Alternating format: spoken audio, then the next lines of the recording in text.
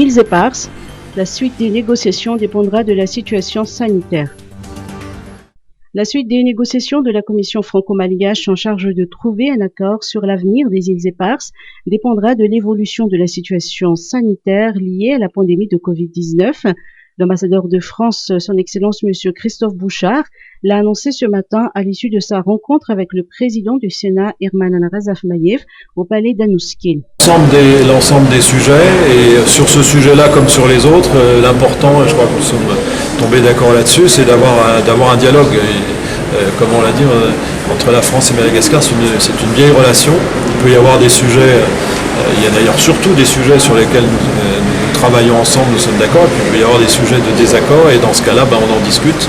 Il y a un processus de discussion qui existe depuis 2 ans, qui a été un peu interrompu à cause de la crise sanitaire, que nous espérons voir reprendre le plus vite possible. Et c'est comme ça qu'entre deux pays amis, nous arriverons à trouver une solution commune. C'est le souhait à la fois du président Macron et du président Radzoel. Je sais que c'est le souhait de l'ensemble des institutions de Madagascar comme de la France. Donc on espère que très prochainement, en fonction de l'évolution des conditions sanitaires, on pourra reprendre les discussions. La coopération décentralisée a également été évoquée lors de cette rencontre. Nous avons eu un entretien très chaleureux et très fructueux, à la fois sur l'ensemble de la relation entre nos deux pays, aussi bien sûr sur la place du Sénat dans les institutions de Madagascar. La France, comme l'ensemble des partenaires internationaux, soutient la démocratie et les institutions de Madagascar, et au sein des institutions, le pouvoir législatif et tout particulièrement le Sénat occupe une place tout à fait essentielle. Il se trouve que la France et Madagascar ont à peu près le même type d'institution, et nous sommes très attachés au bicaméralisme et à l'existence du Sénat. Et donc nous sommes persuadés que le Sénat jouera tout son rôle dans l'affermissement des institutions, de la démocratie, de la stabilité de la démocratie à Madagascar. Et puis nous avons évoqué bien sûr comme je le disais, tous les sujets de coopération, y compris pour citer un exemple, la coopération avec les régions, la coopération décentralisée. Le Sénat est un peu le porte-parole des régions au sein des institutions de Madagascar, et nous avons la particularité d'avoir une coopération très importante entre des collectivités locales françaises et des collectivités locales de Madagascar, et nous souhaitons non seulement maintenir mais consolider cette coopération qui a lieu dans toutes les villes, dans toutes les régions du pays, du nord au sud, de l'est à l'ouest, et c'est une problématique à laquelle je crois le Sénat et M. le Président du Sénat sont très sensibles.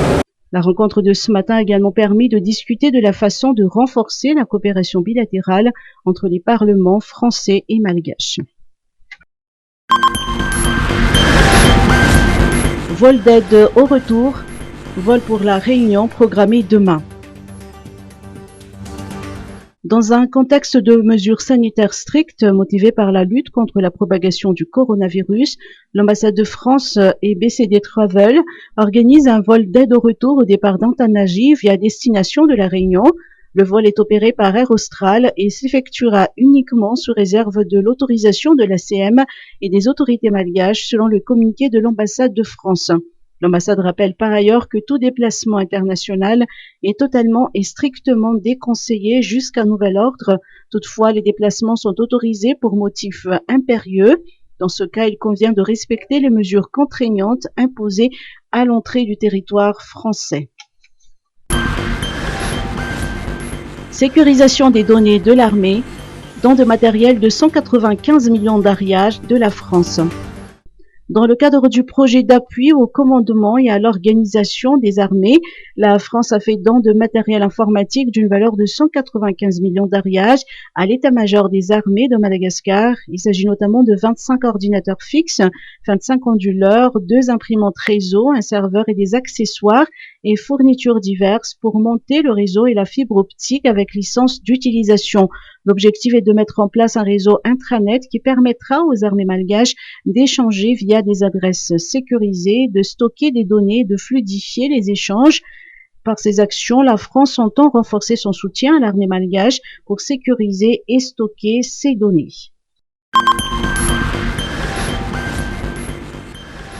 Première ligne, relance économique après la crise sanitaire. Cette année, je voudrais dire que la grande nouveauté, c'est que nous avons mis un partenariat premium, première ligne à Jointre. Et que nous lançons ensemble, avec le concours patriotique du groupe JLP, le mouvement AC30. Ce mouvement AC30, c'est Action citoyenne moins 30%. Mystique Inza. Il y a une chose très importante là-dedans.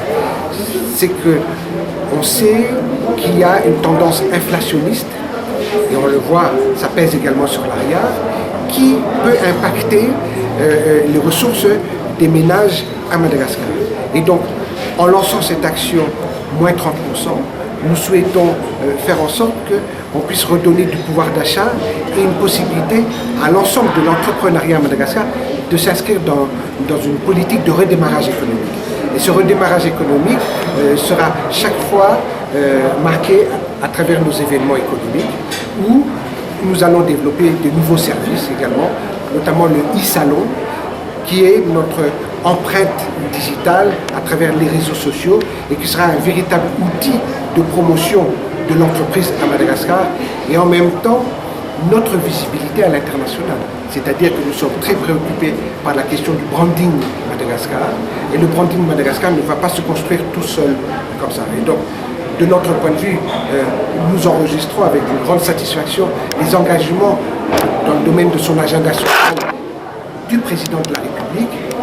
Maintenant, nous allons faire le nécessaire, nous, secteur privé, pour accompagner et relancer et remettre en route l'économie à Madagascar. Résultat définitif RGPH, 25 674 196 habitants à Madagascar.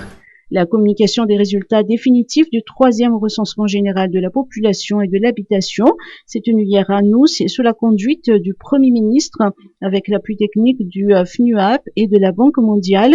Il en ressort que la population résidente à Madagascar est de 25 674 196 habitants. Elle est composée d'un peu plus de femmes que d'hommes.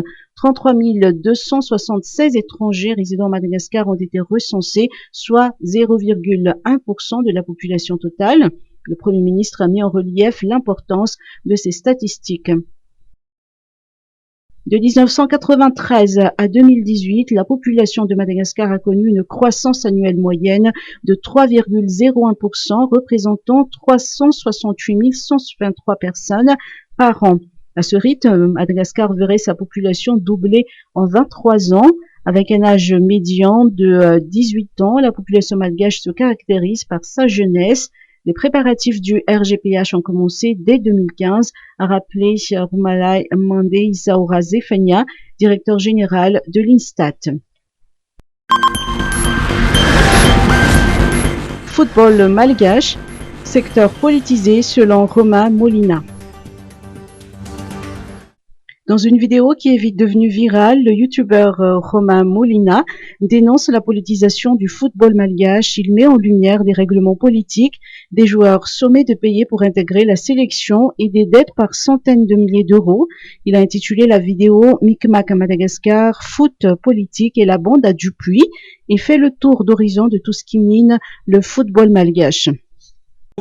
Ah, parce que le président de la République, il mise aussi sur le foot, etc. Ah, d'accord. Mais donc, quand vous faites ça, vous aimez tellement Madagascar, parce que je reprends les mots, que le contribuable malgache doit payer les factures de transport doublées. Ah, jusqu'à 120 000 euros. Ok. Mais ça n'a jamais coûté 120 000 euros. Ah, d'accord. Mais monsieur Dupuis, dis-moi, la montre, tu l'as rendue? Alors, les gens ne vont pas comprendre, le grand public. Mais lui va comprendre et les gens de la sélection vont comprendre. Mais, monsieur Dupuis, votre seigneurie, excusez-moi. Parce que c'est un seigneur. Attention, ce n'est pas n'importe qui. Si tu n'es pas dans l'ego et dans la flatterie, c'est mort. C'est monsieur Dupuis qui a sauvé le football malgache. Ce n'est pas les... Non, c'est monsieur Dupuis. Donc déjà, maître excellence, excusez-nous. J'aimerais une question. Quand vous demandez aux joueurs et vous leur faites comprendre que s'ils donnent de l'argent, c'est mieux pour la sélection, ça marche comment? C'est aussi beautiful game, c'est aussi l'amour du peuple? Ah, mais il y a des joueurs qui ont refusé. Ah, d'accord. Et donc, ils ne sont pas en sélection. Ok. Ah, mais le match contre la Côte d'Ivoire, il y a...